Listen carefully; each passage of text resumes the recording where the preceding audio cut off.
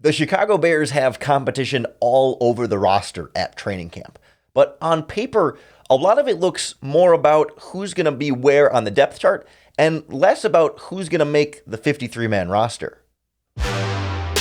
You are Locked On Bears, your daily Chicago Bears podcast.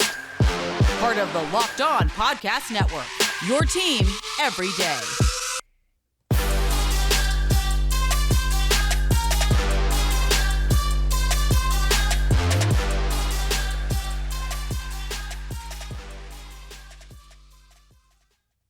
This is Locked On Bears, and I'm your host, Lorin Cox. I'm here to bring you your daily, in-depth Chicago Bears news and analysis. You can follow me on Twitter at CoxSports1. You can follow the podcast on Twitter at Locked On Bears. You can like Locked On Bears on Facebook. Join the Locked On Bears Facebook group for even more Bears talk. And make sure you hit that subscribe button on the Locked On Bears YouTube channel to keep up with all of our video podcasts as well. Thanks for making Locked On Bears your first listen today, hopefully every day. On the show today, we get into the Bears training camp competitions and why it seems to me on paper that the number of spots that are like truly up for grabs for the 53-man roster might be a little bit smaller than you'd think. There's plenty of competitions at a bunch of positions, but when you look at the roster and the depth chart on paper, it feels like you kind of have a sense of which guys are probably going to make the team and which guys aren't. There's room for some surprises, and we'll get into some of those potential spots. But there's a lot of spots where it's like, yeah, okay, you kind of know who's at the top, and then there's mostly camp body type guys behind them that realistically it would take something spectacular in this preseason and training camp to unseat one of the more established NFL guys.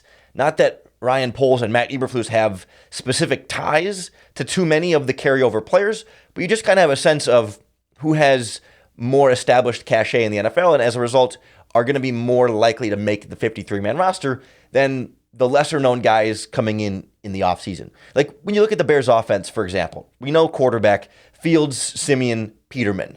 It's a question of whether you keep 2 versus 3, but that's not going to be as a result of a competition, right? It's not like there's really an open competition between Simeon and Peterman for a backup quarterback spot.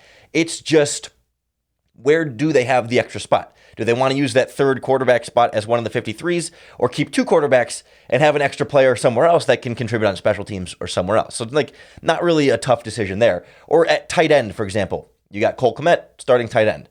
Backup tight end is going to be Ryan Griffin from the Jets. They also brought in James O'Shaughnessy as another veteran from the Jaguars.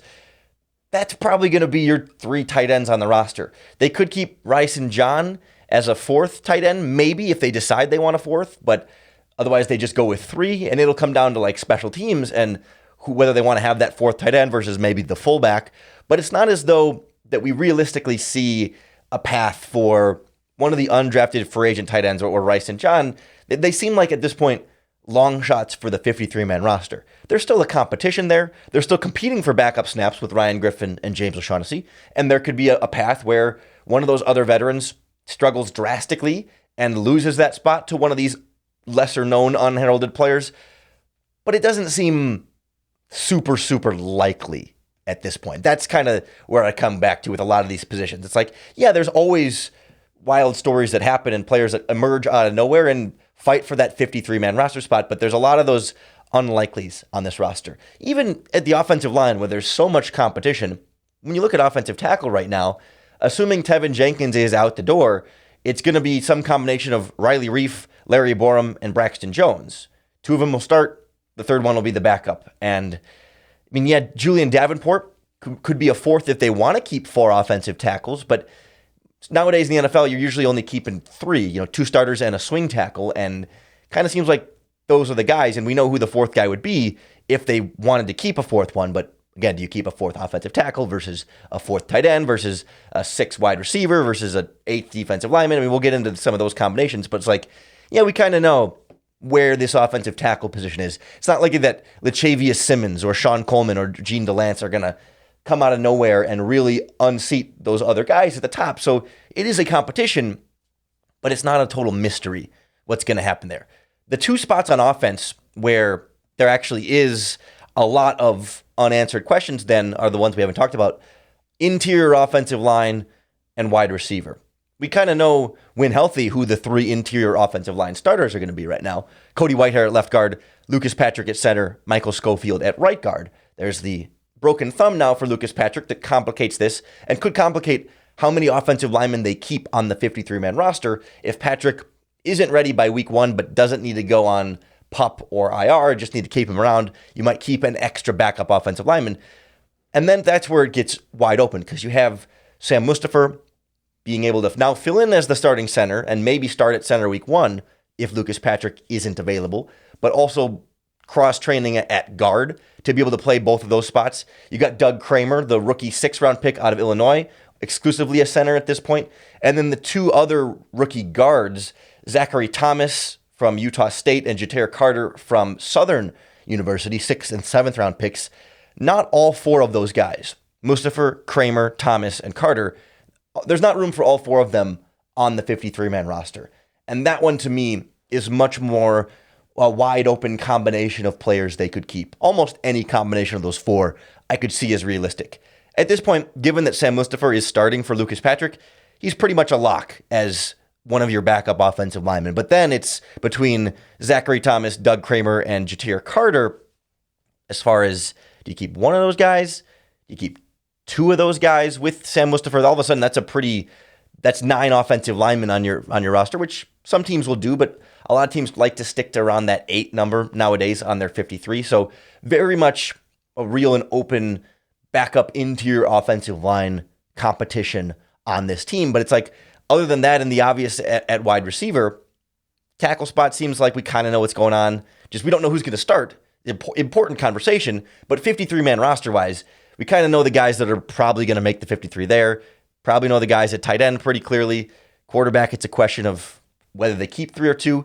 Running back, there's a little bit of a question on who's going to be running back number 3 after Montgomery and Herbert, between Treston Ebner and Darrington Evans. They signed Evans as a free agent this year, and Ebner was the 6th-round pick, so maybe that's fairly close to a competition. And I guess it's possible they could keep 4 running backs. I don't know if you count the fullback then as a 5th, maybe seems less likely that they would keep 4 true running backs and 1 fullback. So there's maybe a question spot at the running back spot, definitely a question at interior offensive line, and then wide receiver is much, much more wide open. We'll get into that position battle and then some of the defensive trends that follow similarly, where we seem to know the main guys that are going to make the 53-man roster and where there are and aren't questions behind them, next on Locked On Bears. I want to tell you about a new sponsor here on the Locked On Podcast Network that's really important and close to my heart. It's our friends at BetterHelp. BetterHelp is here to help you with getting you access to talking to professional, therapy, getting help. I'm not ashamed to say that I meet with a therapist every single week. It's an important part of my mental health, and it really is something that can make all the difference in the world for you. Even if you don't feel like anything is crisis level specifically wrong or anything, it's just, it's a reason it's called BetterHelp. It's help to feel better. It's not a crisis line. It's not self-help. It's professional therapy done securely online, available to anyone worldwide. You can log into your account at any time and send a message right to your therapist. You can schedule weekly video or phone sessions if you don't want to be on camera, and you can get therapy every week with just a few easy clicks on your laptop or phone. With therapy, sometimes it can take a few tries to get the right fit for you, but BetterHelp makes it super easy and free to change therapists if you need to. It's more affordable than traditional offline therapy, and they do have financial aid available. Visit their website, and you can actually read their testimonials that are posted on there daily. They've got a special offer for Locked On Bears listeners. You can get 10% off your first month at BetterHelp.com/LockedOn. That's 10% off your first month of online therapy at BetterHelp.com/LockedOn. The Chicago Bears are hoping for some better help from their wide receivers shaking out of this training camp position battle. And that's really the other main spot on this roster. We'll get into the defense here in just a moment. But even at wide receiver, we do know Darnell Mooney 1, Byron Pringle number 2. From there, we talked about a little bit on podcast the other day about how we're starting to get a sense of who the main players are at 3 and 4. We don't know exactly what it's going to look like, but of course, you have Velus Jones getting rave reviews for the most part here as a guy that's, stepping into bigger and bigger roles, and they're going to use him in a lot of different ways, and seems to be entrenching himself as definitely a player in this offense, whether that's wide receiver 3, wide receiver 4, playing some running back, who knows, but he's right there. And then we've seen a lot of Equanimeous St. Brown, the former Green Bay Packer, getting first-team reps at training camp practice. N'Keal Harry, the trade target from the New England Patriots, the former first-round pick, he's been getting some first-team reps. So, like, those 5 seem to generally be towards the front of the line. The top 2 definitely locked in, and the next 3 right in that mix. Then you get to, like, Daz Newsome has made some plays here and there and getting some special teams look. Dante Pettis has been getting some special teams look. Tajay Sharp is just now coming off of the non-football injury list. Chris Finke has been in there a little bit. Those guys are around this, but we kind of know that, like, some of the other guys on the roster just aren't realistic to make the 53. It's not impossible, but it would take something unlikely and spectacular to do so. You know, the Kevin Shea, Isaiah Coulter, Simba Webster, probably not going to make it at this point.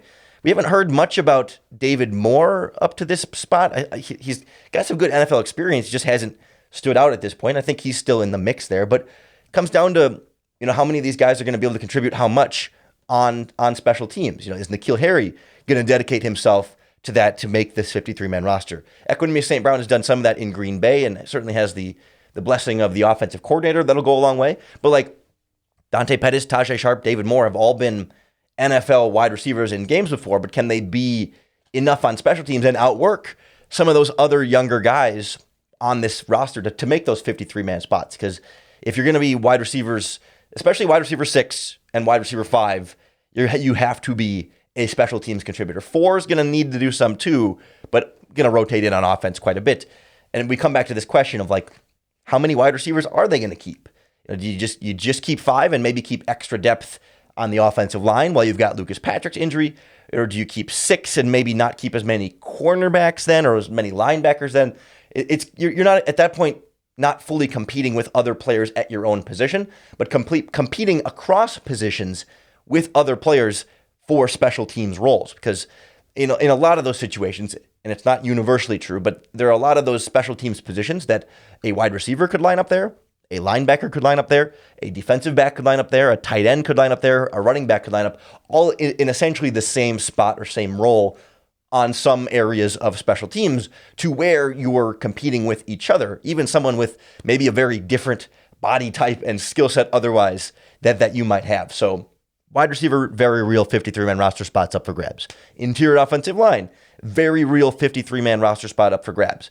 But, like, when you look at this Bears defense in particular, we kind of know generally who a lot of the top options are going to be at some of these positions. And not to say that there aren't competitions for how you're going to slot the order of those players, but there's not a question right now of, like, who the top 4 defensive ends are going to be, for example, right? Robert Quinn, yes. Travis Gibson, absolutely. Al-Qadim Muhammad, absolutely. And then they just drafted Dominique Robinson in the 5th round, and he's already gotten some first-team reps and rotation. Pretty likely that those are going to be your top 4 defensive ends on this Bears roster. There are other young guys that they like, young guys that have flashed potential, young guys that have had some NFL opportunities. You know, Sam Kamara, we talked about a little bit on the podcast. Charles Snowden comes back from last year as well. Another undrafted free agent this year, Carson Taylor, is in the mix. But it seems like it would take a lot for any of those 3 guys who many Bears fans, if not all Bears fans, most Bears fans, have not even heard of, to unseat a veteran like Al-Qadim Muhammad, who's following Matt Eberflus from the Colts, or their 5th-round pick, Dominique Robinson, who they really like as a developmental prospect there, or either of the 2 guys that we project as starters. So unless they're going to keep a 5th defensive end, we kind of know who the main 4 guys are going to be there. Maybe a little less so at defensive tackle, but I don't know that there's a huge mystery there either. I mean, Justin Jones, who they signed as a free agent, is going to be your 3 technique. Nose tackle, we're sort of assuming Angelo Blackson's going to be the starter, but he's been injured now. Kyrus Tonga's been getting in the mix. That's a very real competition for playing time on which nose tackle is going to play more. But we would assume most likely that both are going to make the 53-man roster. And then Mario Edwards Jr., likely going to play more of that interior 3-technique pass rusher role, going to make the 53-man roster.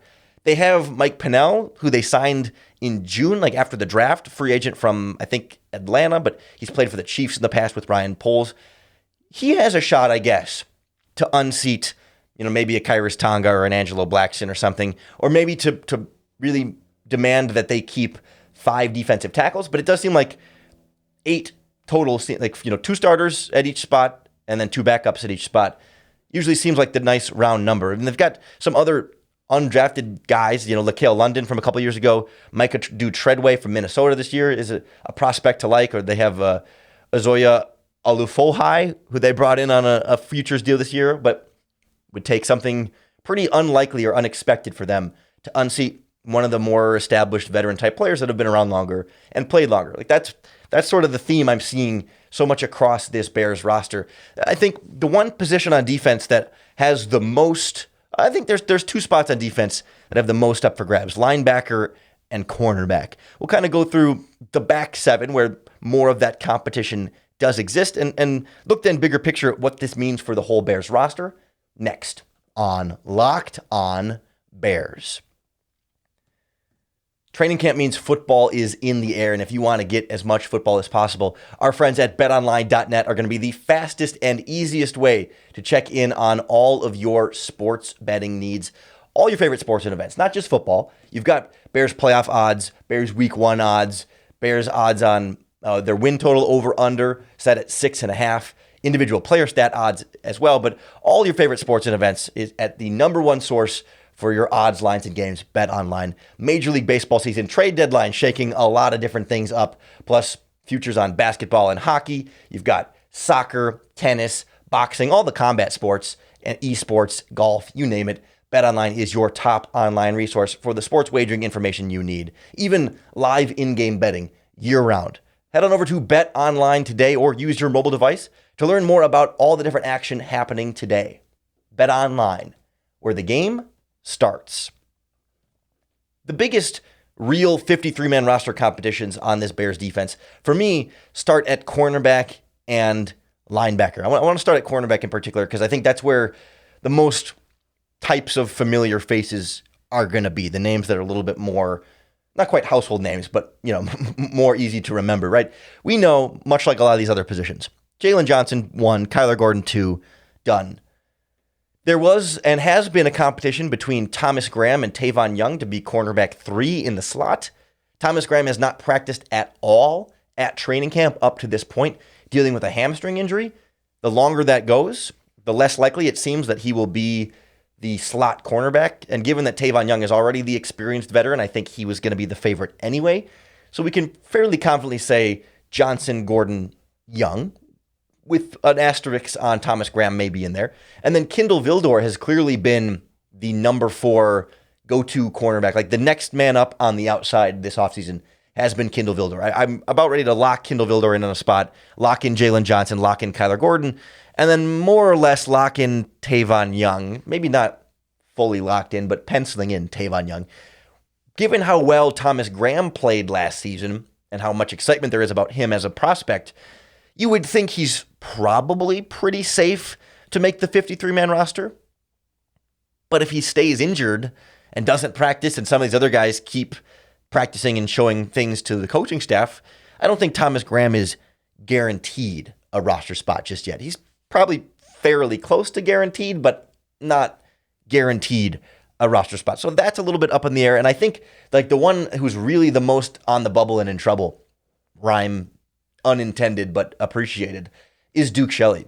He hasn't gotten some of the same opportunities as Thomas Graham and Kindle Vildor this offseason. And I think he's got, among the guys that we know from previous years on this cornerback depth chart, I think he's definitely on the bubble and fighting for quite a bit. You can see if they keep 6 cornerbacks, Jalen Johnson, Kyler Gordon, Tavon Young, Kindle Vildor, Thomas Graham, and then Duke Shelley would be number 6, maybe, if they want to keep 6. But there's been some pretty stiff competition. And this is where I come back to like legitimate roster spot battles.